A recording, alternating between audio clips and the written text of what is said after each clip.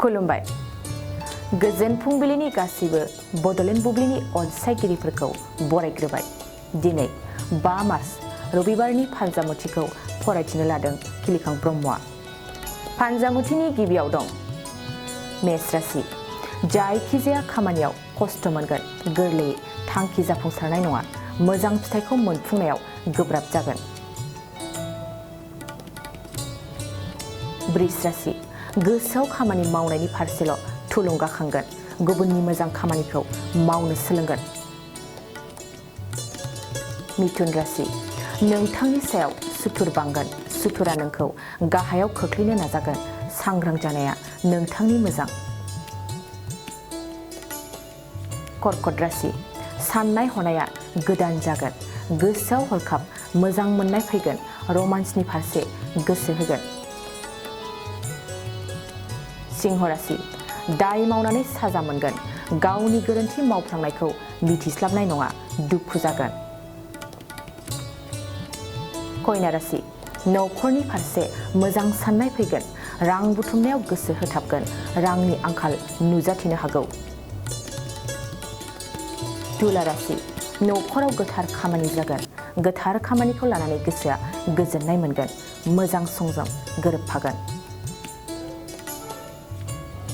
वृश्चिक राशि हरखाब माबा मोनसे दाय मावफ्लांनो हागौ गावखौनो मिथिस्लाबनाय नङा साननायजों गोसोआव जिंगासिनाय फैगोन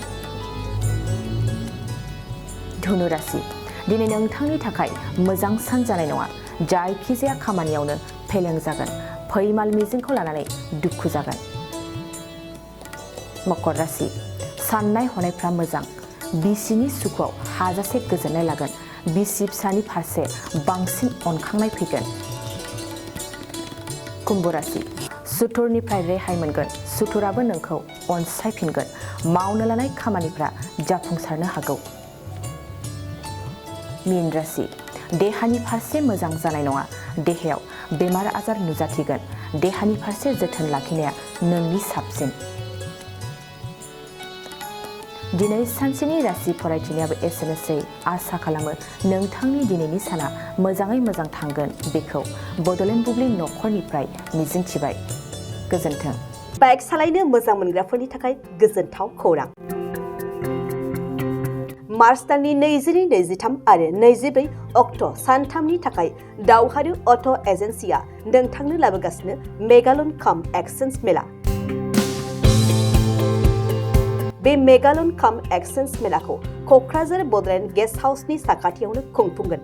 बे मेलायाव बारा नङा 14,999 रांसिमाव डाउन पेमेन्ट होनानै बाजाज कम्पानिनि गुबुन गुबुन बाइकफोरखौ ल'नाव लानो हागोन एक्सचेन्ज खालामग्राफोरनि थाखाय एक्सचेन्ज ब'नासबो थागोन बाइक सालायनायाव हमनो थाखाय बायगिरिया बेसेन लायालासे हेलमेटबो मोनगोन